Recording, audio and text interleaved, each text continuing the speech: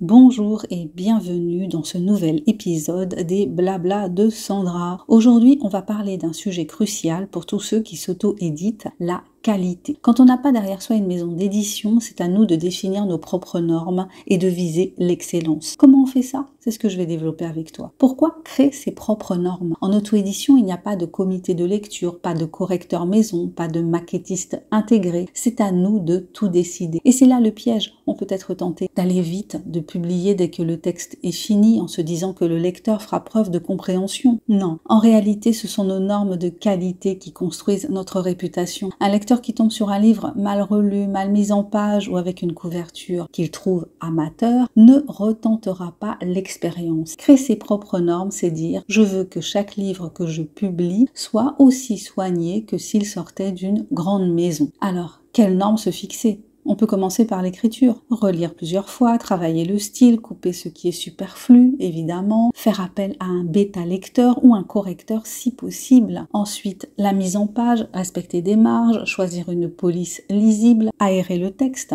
vérifier que le rendu est agréable aussi bien en papier qu'en numérique. La couverture, dans l'idéal, elle doit donner envie, être professionnelle, lisible en miniature sur Amazon. Et enfin, l'expérience globale, offrir un livre qui procure au lecteur la sensation d'un produit fini, pensé jusqu'au bout. Viser sa propre excellence, qu'est-ce que ça veut dire? L'excellence, ce n'est pas la perfection absolue, c'est se dire je fais de mon mieux avec mes moyens actuels et chaque livre sera meilleur que le précédent. On peut très bien vous pardonner des erreurs si on sent que en dessous, il y a cette volonté de bien faire. C'est un engagement à long terme, une progression continue. On peut même tenir une petite charte personnelle, un document avec ses propres règles de qualité à respecter pour chaque publication et qu'on check à chaque chose réalisée. Conclusion. En auto-édition, il n'y a pas de barrière de validation, mais c'est justement cette liberté qui est précieuse. Elle nous permet de viser notre propre excellence. Donc, à toi de créer tes normes, à toi de les élever et à toi de construire une réputation solide. Car au final, c'est la qualité qui fidélise les lecteurs. Merci d'avoir écouté cet épisode des Blabla de Sandra. Si tu as aimé ce podcast, partage-le et dis-moi ce que tu en penses, ton point de vue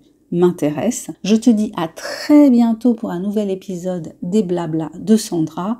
Allez, abonne-toi, commente si tu l'oses, like, partage et pense à découvrir mon dernier bébé de papier paru à ce jour, L'amour minimaliste, une romance qui parle de deuil, de résilience et de renaissance à travers un nouvel amour avec tendresse, humour, passion et sensualité.